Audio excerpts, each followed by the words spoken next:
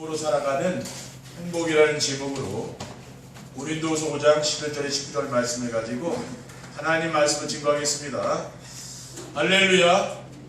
주위에 계신 성도님들에게 축복 인사하겠습니다. 참 행복해 보이십니다. 세상을 행복하게 만드는 해피바이러스가 됩시다.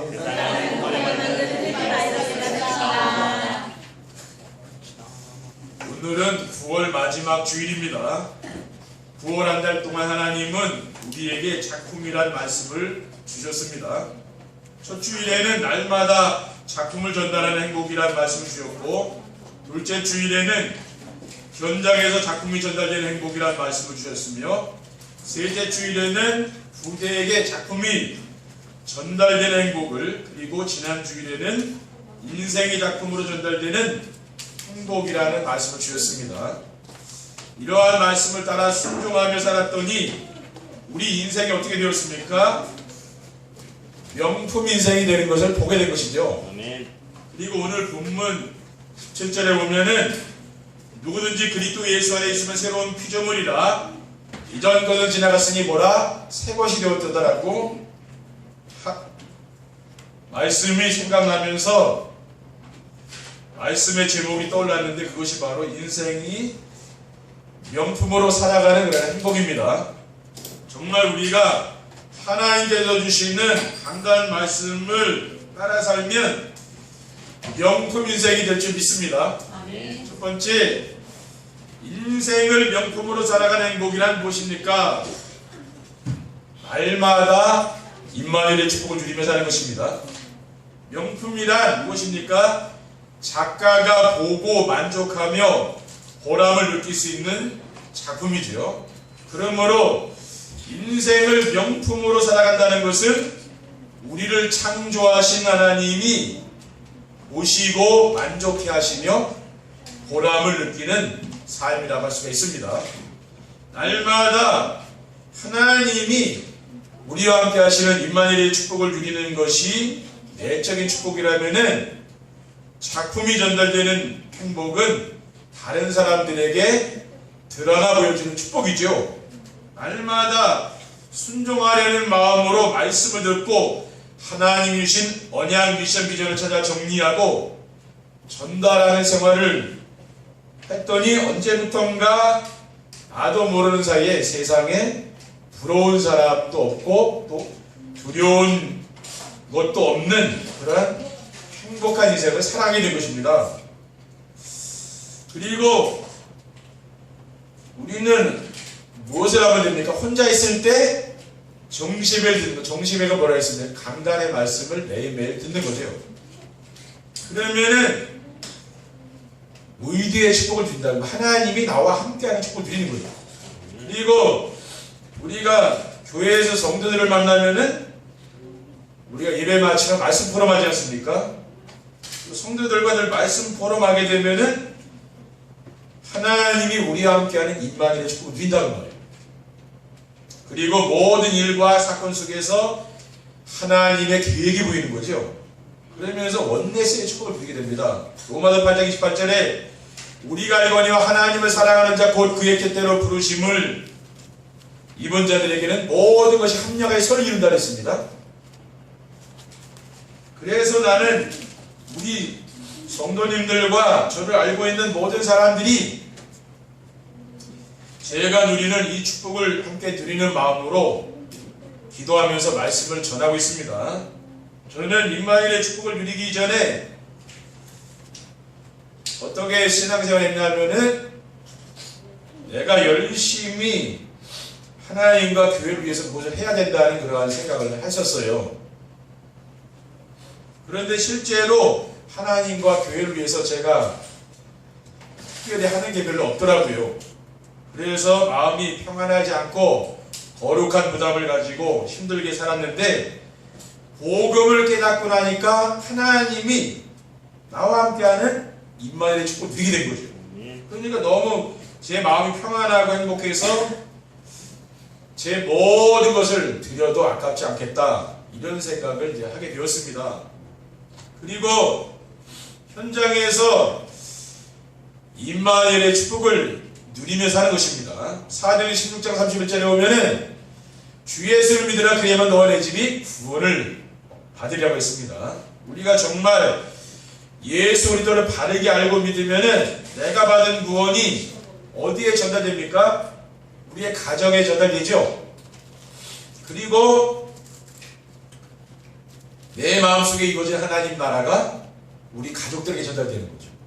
그러면 우리 가정에 이루어진 하나님 나라가 직장으로 전달되고, 그러면 현장에 역사하던 그런 흑암 세력들이 이제 떠나가는 걸 보게 되는 거죠. 그리고 현장에서 복음을 누리고 있게 되면은 어떤 일이 일어납니까? 영적 문제를 가진 사람이 이제 찾아오게 되는 거예요. 사도행전 10장에 보면은 베드로 사도가 무두장인 시몬의 집에서 기도하고 있지 않았습니까? 그러니까 기도하면서 임마누엘의 축복을 누린 거죠. 근데 하나님이 그때 누굴 보냈습니까? 갈급한 고넬료의 집에 하나님이 사람을 모아두고 그 고넬료의 집에서 사람을 보낸 거예요. 그러면 누굴 불렀습니까? 베드로를 불렀다는 거예요.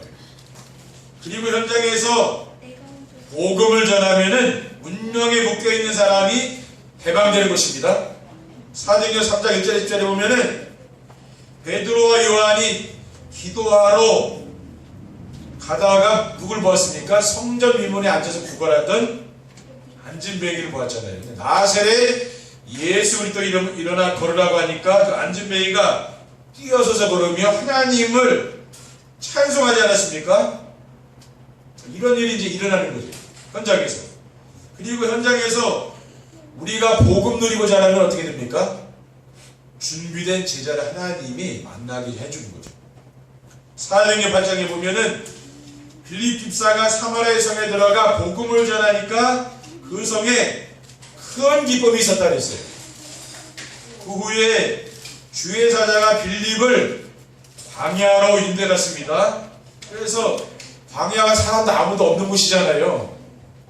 근데 거기를 주님이 인도에 가니까 순종하는 마음으로 가니까 그곳에 하나님이 준비해놓은 에티오피아 내시가 기다리고 있었잖아요. 이것이 무엇입니까? 바로 현장에서 구원사역을 이루는 하나님과 함께 하심을 누리는 임마누엘의 축복입니다. 우리가 하나님이 우리와 함께하는 임마누엘의 축복을 우리가 어디서 누려야 됩니까? 우리 현장에서 누리는 거죠. 그리고 세상을 바꾸는 서밋의 축복을 누리며 사는 것입니다. 그것이 바로 인생을 명품으로 살아가는 행복입니다. 복음을 누리면은 시대의 흐름을 바꿀 수 있는 영적 서밋이 되는 것입니다. 영적 서밋이란 무엇이라고 했습니까? 날마다 하나님이 함께하는 축복이죠. 임마누엘이 누리는 거란 말이에요. 그러면서 다른 사람들이 줄 수 없는 인생에 답을 주는 겁니다. 그러니까 여러분들이 해야 될 건 뭐냐면은 하나님이 함께하는 그 축복을 누리는 게 중요하죠. 여러분이 지금 행동이 어떻게 하고 그게 중요한 게 아니고 내가 이 강단의 말씀을 따라가고 순종하는 정신의 축복을 누리게 되면은 자연스럽게 나타나는 걸 임마누엘 하나님이 언제 어디서든지 여러분 가는 곳마다 함께 한다는 거예요. 그게 최고 축복입니다. 대표적인 영적 서밋이 누구냐면은 요셉이죠. 요셉은 감옥에 있을 때 바로의 신하들이 가지고 있던 문제에 대한 답을 줬죠. 그리고 바로 왕을 만났을 때는 아무도 줄 수 없는 답을 줬잖아요. 그리고 복음을 누리면은 경제 흐름을 바꿀 수 있는 기능 서밋이 되는 것입니다. 그러니까 요셉이 보디발의 집에 있을 때 보디발의 집에 가정 충돌이 있었죠. 근데 하나님이 보디발의 집에 복을 줬잖아요. 그리고 요셉이 애굽의 총리가 되었을 때는 애굽 전역에 하나님의 축복이 또 나타나는 거예요. 그리고 복음을 누리면은 문화의 흐름을 바꿀 수 있는 문화 서밋이 됩니다. 이러한 축복을 누리게 되니까 어떻게 됩니까? 애굽 전체에 여호와 하나님이 살아계신 게 증거됐다는 거예요. 애굽의 모든 문화까지 바꾸는 문화 서밋이 되거든요. 왜냐하면 요셉이라는 사람이 이렇게 영적 서비스의 축복을 누리니까 기능 서비스 따라오고 문화 서비스 됐다는 겁니다. 두 번째, 인생을 명품으로 살아가는 행복을 누리려면 어떻게 하면 됩니까? 날마다 임마누엘의 축복을 누리며 1일 3장을 할 수 있어야 합니다. 날마다 임마누엘의 축복을 누리며 1일 3장을 한다는 것은 무엇을 말하냐면요, 마태복음 28장 20절에 볼지어다 내가 세상 끝날까지 너희와 항상 함께 있으리라고 주님께서 말씀하셨잖아요. 그러니까 이 주님께서 하신 말씀을 날마다 내가 하루에 3번씩 확인하면서 하는 게 바로 1일 3장이라는 거예요. 어떻게 눈에 보이지 않는 하나님이 우리와 함께 하심을 확인할 수가 있습니까? 성경에서 하나님이 함께 하시는 사람들을 보면서 나에게도 그러한 일이 일어나는지 확인해 보면 된다는 거예요. 그래서 제가 성경에서 만난 하나님은 어떤 하나님이냐면요, 언약을 붙잡은 사람들과 함께 하시는 하나님이라는 거예요. 그리고 지금도 말씀을 성취하시고 구원사역을 이루시며 기도에 응답해 주시는 분이 그분이 바로 하나님이라는 말이에요. 다른 방법으로 우리가 하나님을 알 수가 없는 거예요.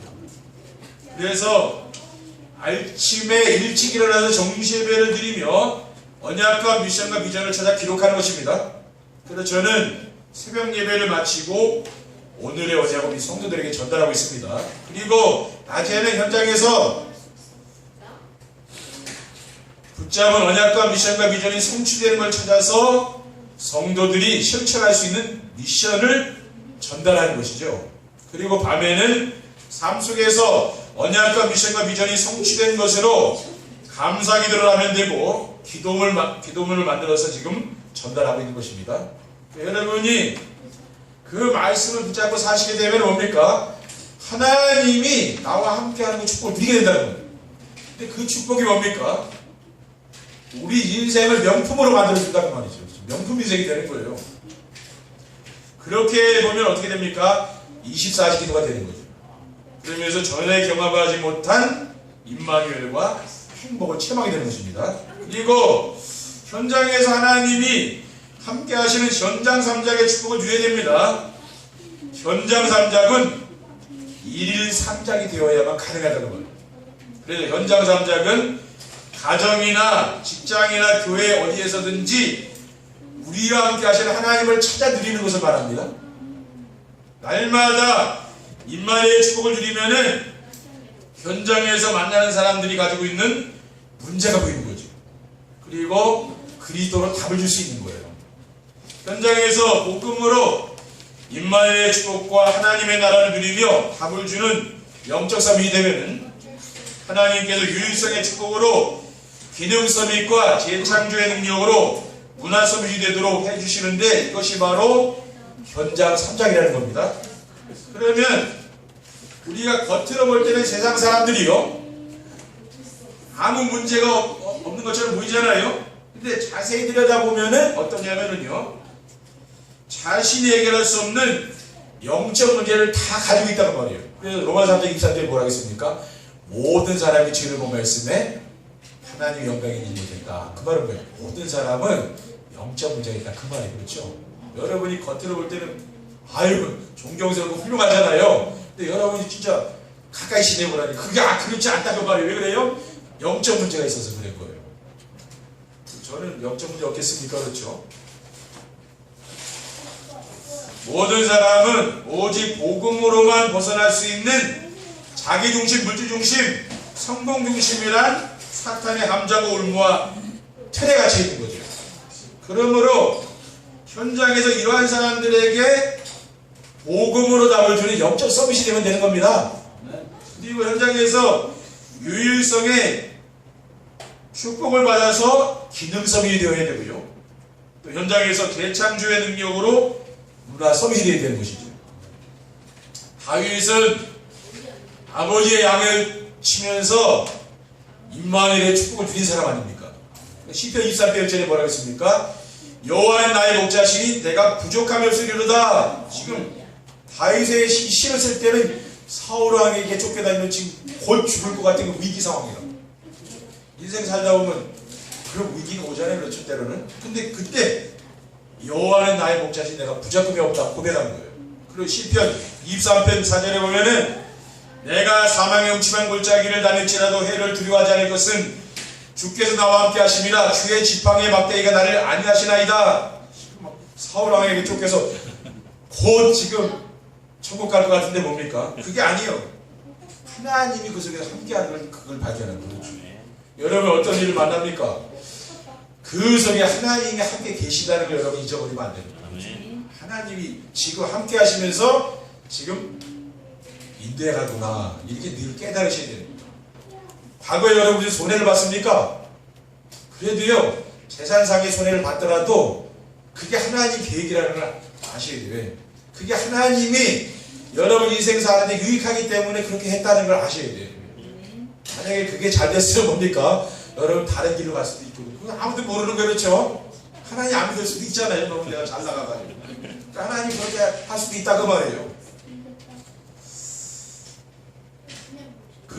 이러한 다윗의 고백을 들으신 하나님께서 실제로 이스라엘 백성들이 두려워했던 골리앗을 다윗의 물맷돌로 쳐부수지 않았습니까?